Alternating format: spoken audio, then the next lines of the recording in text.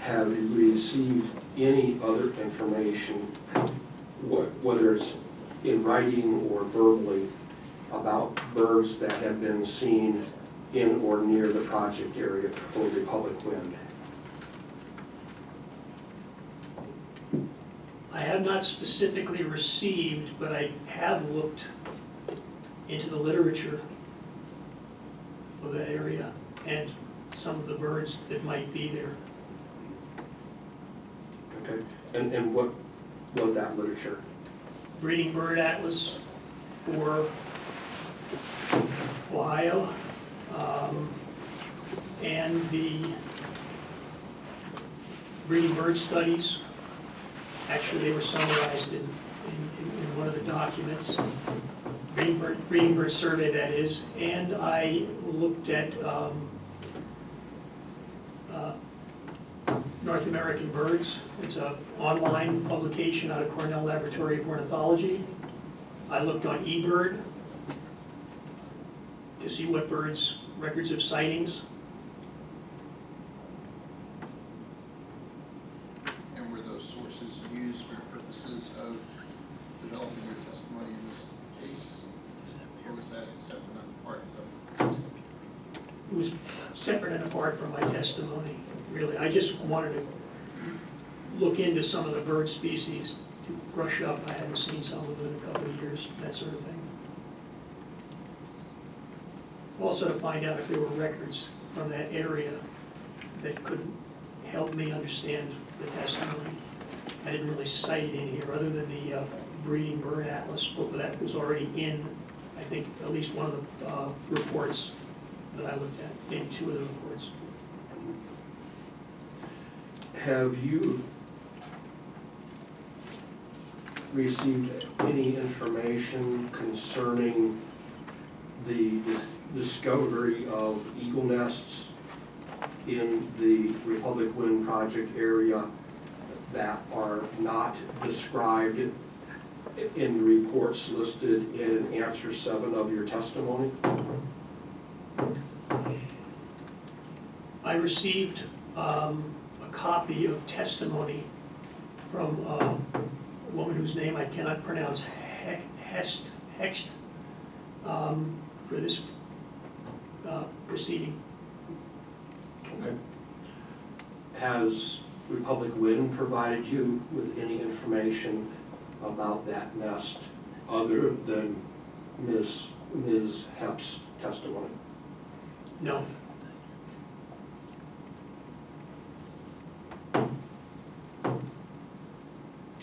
Are you aware that Republic Wind sent a consultant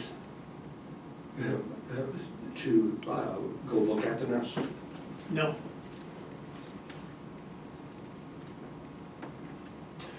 Other than the eagle nests described in the reports in answer 7 of your testimony, are you aware of the presence of any eagle nests located in the Emerson Wind project area?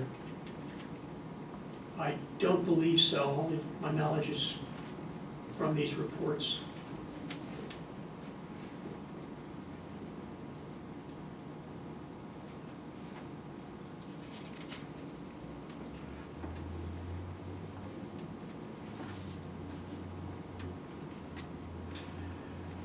When you reviewed the reports that are in answer 7 of your testimony, did you ask Republic Wind whether it possessed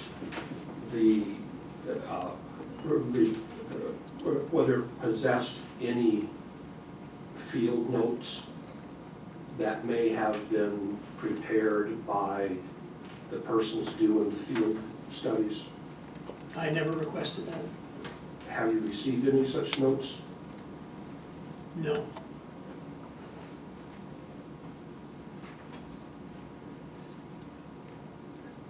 Do you have any information concerning the expert qualifications of the persons who performed the field surveys that are described in the reports listed in answer 7 of your testimony?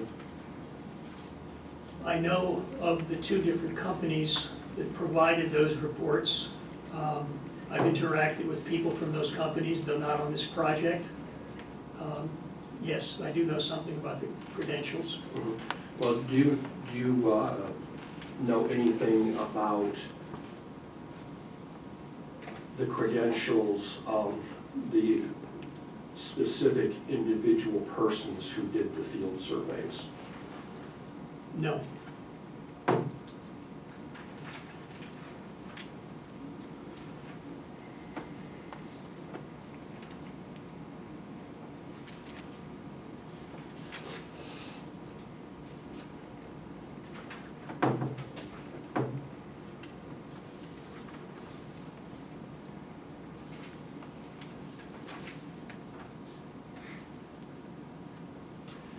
During the spring migration of passerines,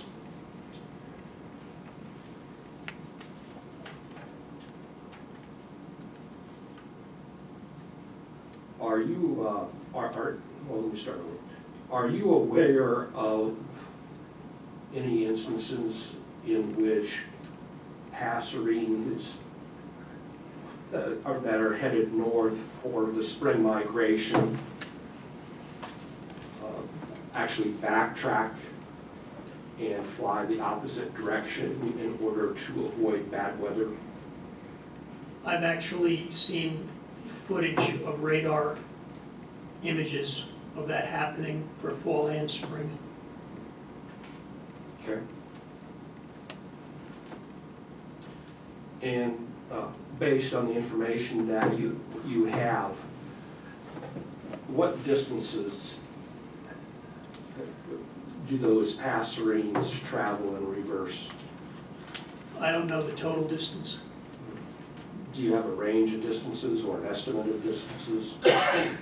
I have heard and seen radar that looks like they may do 15 or even maybe 100 miles if the weather is such. They do tend to fly downwind frequently, and if you have a very strong north wind in the spring or south wind in the fall, reverse migration can occur. And during that reverse migration, do the birds then stop over someplace to wait out the weather? I believe yes. And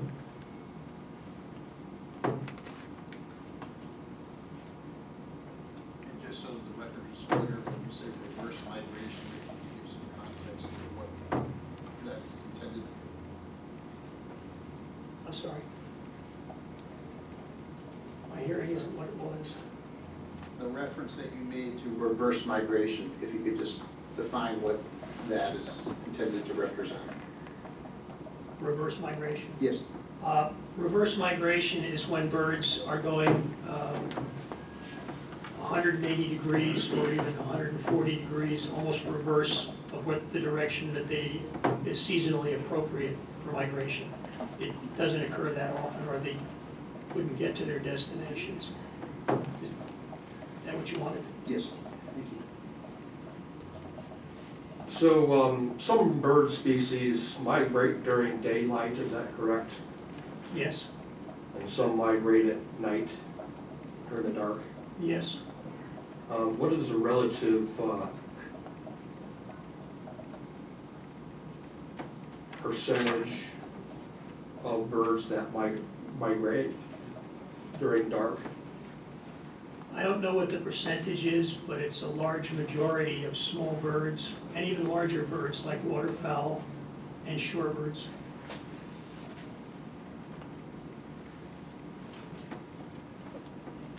How about passerines? What percentage of the passerines migrate during darkness? Of the passerines that are migratory, because some aren't, a large, very large portion migrate at night.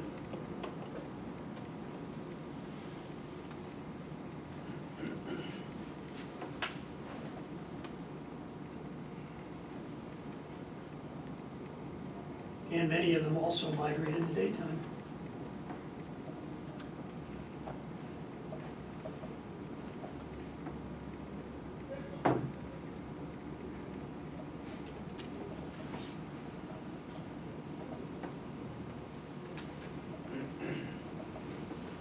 Is it accurate to say that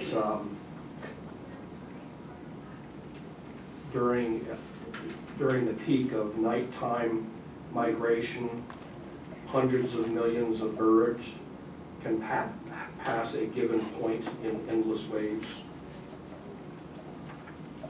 That's a very general question. I'm not sure you've given me enough guidance to answer it.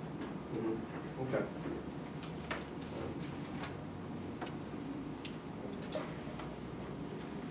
May I approach the witness? Yes, you may.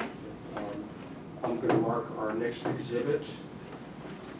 Can you tell me what I'm up to? I'm sorry, was that a question for me? Yeah. Are you asking me to What's my refresh next your- Yeah, let me exhibit look. number? Because you keep better records than I do. 13. I think this will be 13, yes.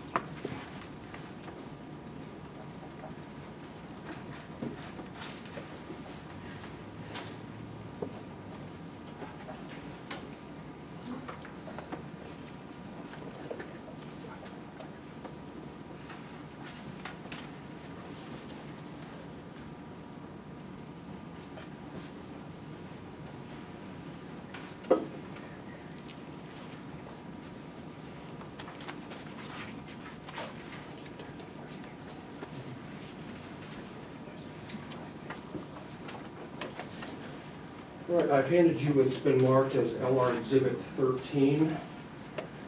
Do you recognize Do you this? have a copy of it? No. Oh, I'm sorry, I forgot the witness. My apologies, no, I have that. Okay. I forgot the most important person. I would say that. I know. But I believe you wrote this, so Yeah. perhaps you don't need it at all. He probably has it memorized.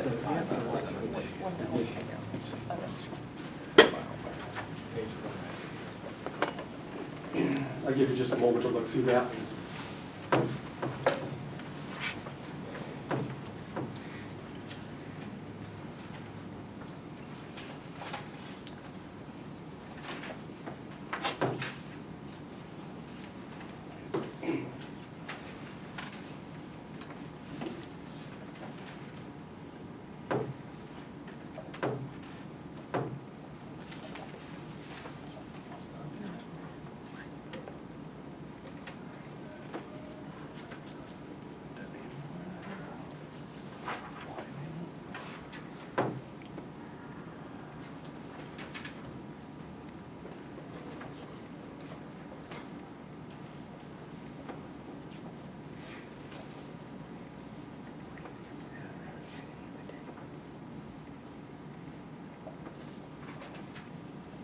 You had a chance to look through it?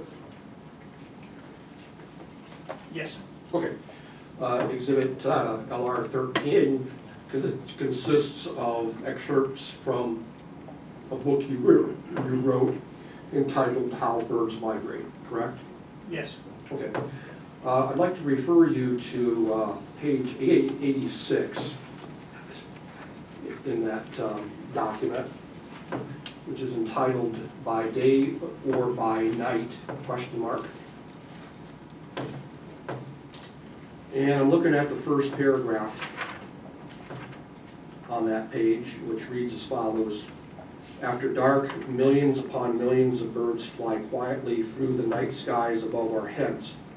Although some birds move in daylight, they account for only a small proportion of all migrants.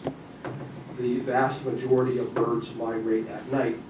The latest studies, which use radar to see night migrants, indicate that a peak nighttime can feature hundreds of millions of birds passing a given point in endless waves.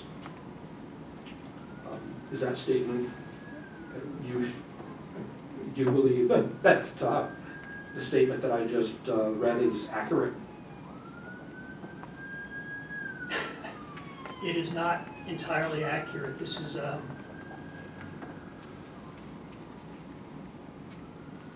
certainly millions, I don't know, hundreds of millions pass a given point. This might be for a place like Cape May, New Jersey. Yeah, I don't think you would get this I wrote this in Cape May. Maybe I was Cape May centric. That's one of the largest bird migration locations in North America, or perhaps even the world. But this would be true perhaps for Cape May. It may not be true for other places, especially where there's broad front migration. Okay. But if you live in a place like New York City, you might get similar migrations because of the lights that attract the birds. Huge, huge numbers. Okay. But other than perhaps substituting millions for hundreds of millions in this paragraph, the rest of the paragraph is still considered to be accurate. Yes.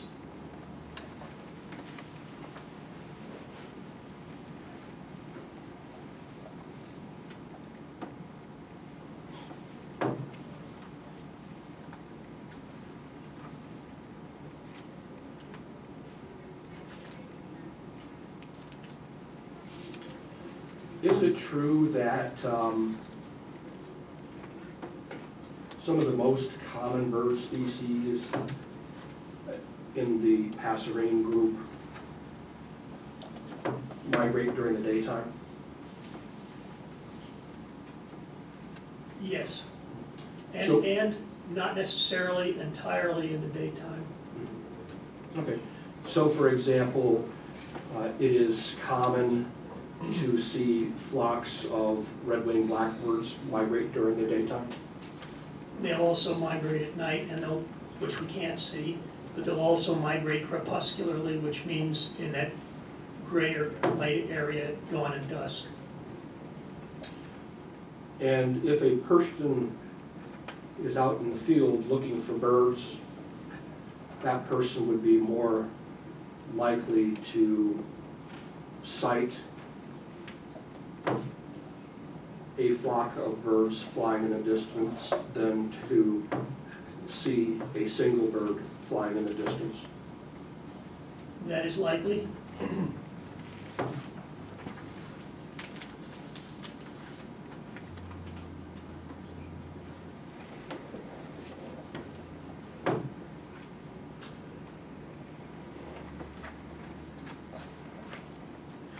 Based on the statement I just read you from your book about studies that use radar to see night migrants, am I correct in assuming that radar can be used for that purpose?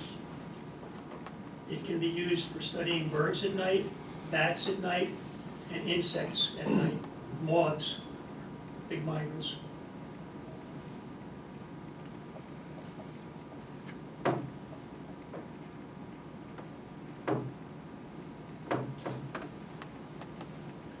Do any of the studies that are listed in answer 7 of your testimony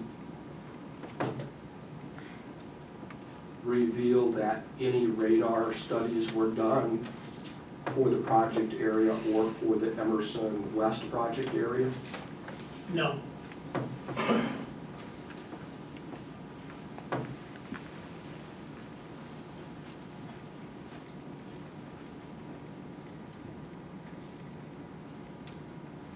Do any of the studies listed in answer 7 reveal that any field surveys were conducted during darkness? No.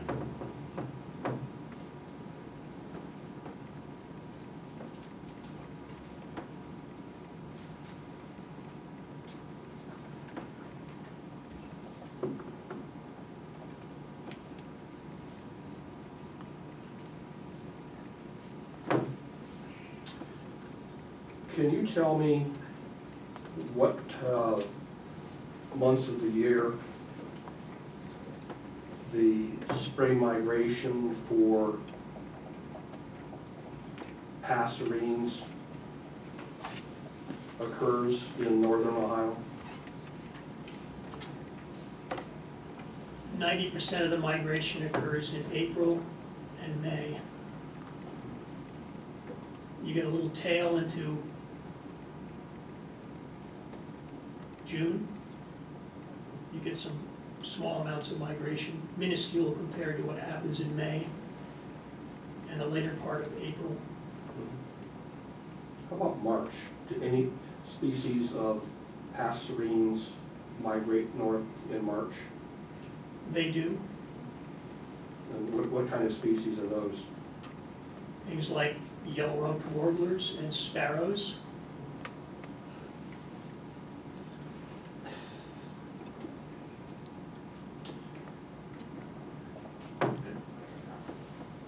Does bird migration, whether it's passerines or another type of bird, occur during other times of the year? I'm sorry, would you repeat that, please? I'm Sure. sorry. And maybe I'll break it down a little bit. With respect to birds traveling in a northerly direction during migration, do any of them travel north for that purpose during months other than the ones that you've just identified for passerine northern migration? Yes. Okay, what months are those? Well, looking at waterfowl, can be much earlier, as early as January in some cases. It's not all that common, but it does occur. Other birds, crows, migrate earlier sometimes. So night migrants generally late April through May, the vast majority. And some birds will migrate from territories further north than Ohio into Ohio for the winter, correct? Yes, Okay. And that includes some of the owl species, for example? I believe so, yes. So do any of those species of birds travel further south for the winter than Seneca County? Yes. Okay. And during what month or months of the year do those birds return to the north? You talking specifically about owls? Owls or any other species of bird that would stay in Seneca County? Owls migrate, I believe they start in March, late March, April is a good month. And then there are fewer of them in May, tapers down. But if you have other species like white-throated sparrows, they'll migrate earlier, and a few other species will migrate earlier than April 15, but the main bang for them is usually in April. The most you'll see is in the month of April, right into May, for those birds as well, even though they're going much farther north. Okay. And then during other months of the year, Seneca County would experience birds flying in a southerly direction through Seneca County, right? Yes, just like the rest of Ohio. Yeah. And it looks like, based on your book, you think that the term fall migration might not be an entirely accurate term to describe that movement of birds. I'm sorry, I don't know what you're referring to. I lost something there. Okay. Apologies. Yeah, no problem.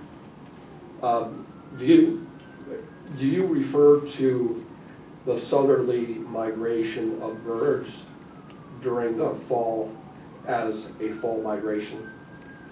Is that a correct term? It's commonly called fall migration, yes. Okay. During what months of the year does fall migration of bird species occur? Fall migration starts in July. Birds heading south, different species, different amounts, right through August, September, October, November, into December, depending upon the species. Okay. So based on all of your answers so far, is it accurate to say that there is some migration of bird species occurring during every month of the year? Sometimes it's minute, and there's during some of those months. But yes, you can detect movements in virtually every month of the year going in one direction or the other. During what months of the year would you characterize the amount of migration as minute? Beginning of July, end of June, December, January, into February maybe, compared to the overall migrations.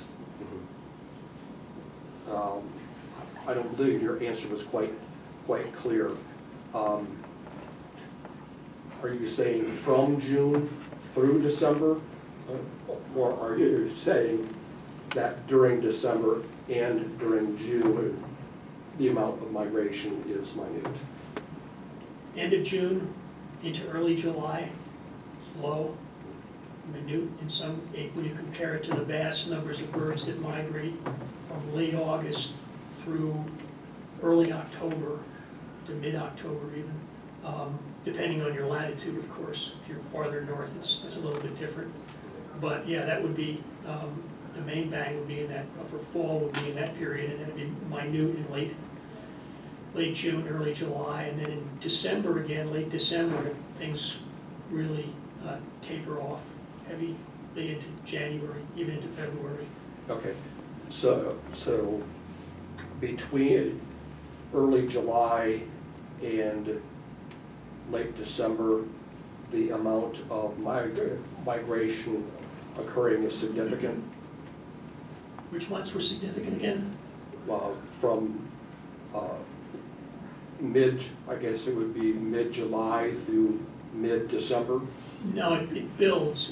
It's not really common. Only a couple species of warblers, for example, 3, 4, 5, 6 species of warblers out of the 30 will be seen, and the numbers are going to be relatively small in late July. Then it starts to build through August and reaches a crescendo in September, generally into early October, and then it's a different suite of species comes in and then tapers off.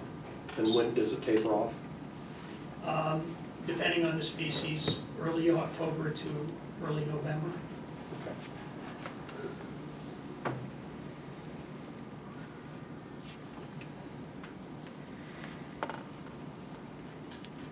Okay. At what altitude do migrating birds fly? What type of birds? I'm just speaking generally. Can you give me a range of altitudes at which migrating birds fly during migration? I'm reluctant to give that because you're not being specific about what types of birds, what time of day, what type of habitat.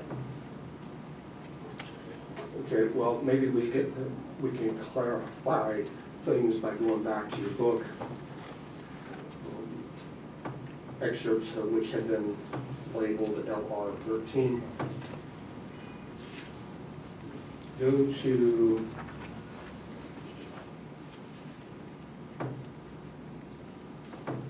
165, the page that is numbered 165.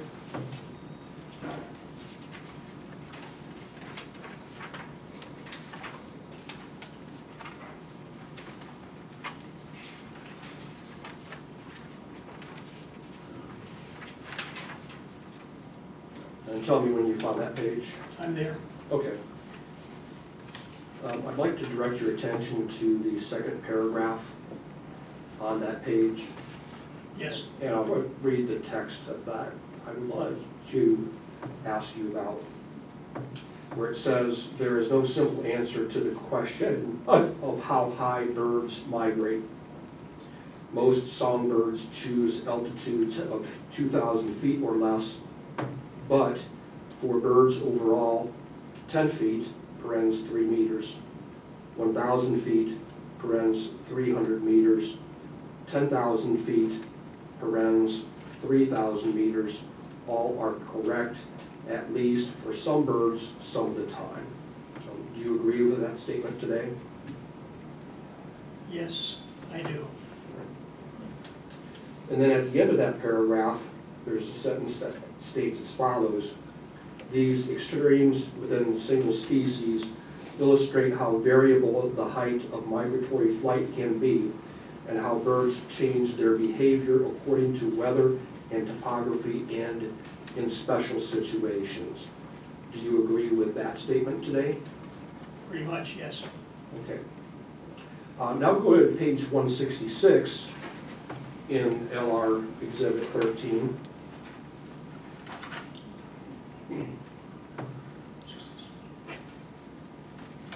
And at the end of the first partial paragraph, there's a sentence that says, songbirds fly lower on average than most ducks and shorebirds. Do you see that sentence?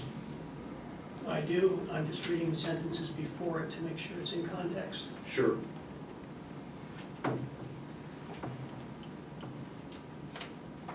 The sentence before that, did you read the one within minutes, birds using powered flight can climb or descend to whatever level?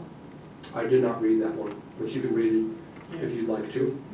They can climb to or descend to whatever level of the atmosphere promotes the most efficient, safe, and rapid flight, anywhere from 1 foot to several thousand feet above the ground or water. Okay? All right. So in that context, do you agree that songbirds fly lower on average than most ducks and shorebirds? Depends on time of day and what they're doing. Sometimes. But I generally agree during the main bang of flight, they are. Okay. Go into the middle of that page, 166 of LR 13, and you see a table there. I see the figure, yes. Oh, figure, okay. All right, so explain to us